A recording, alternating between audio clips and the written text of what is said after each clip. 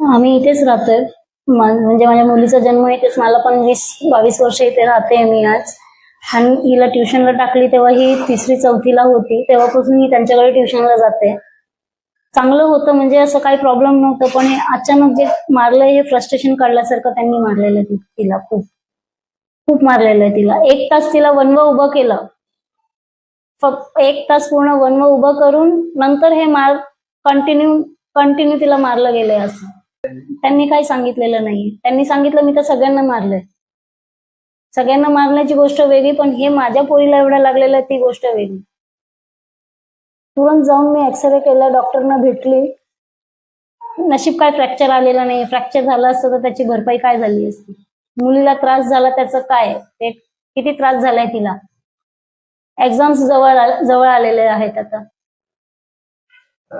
हे चुकीचं मारलेलं आहे. अभ्यास ही असं पण नाहीये की ही तुमच्याकडे आजच ट्युशनला आली. 3री पासून तुमच्याकडे जर ट्युशनला आहे तर ह्या चाइल्डची मेंटॅलिटी तुम्हाला माहिती आहे की मी दिलेला अभ्यास तिने व्यवस्थित केलेला आहे. बरं, तुम्ही जे तिला अभ्यास दिलेला तिने नाही केलं 10 दिवस 15 दिवस, तर तुम्ही वनवं केलं असतं किंवा 2-4 फटके दिले असतं, काही प्रॉब्लेम नव्हतं. पण हे वनवं करून तुमची शिक्षा पूर्ण झाली नाही आणि तुम्ही हे असं मारलेलं आहे.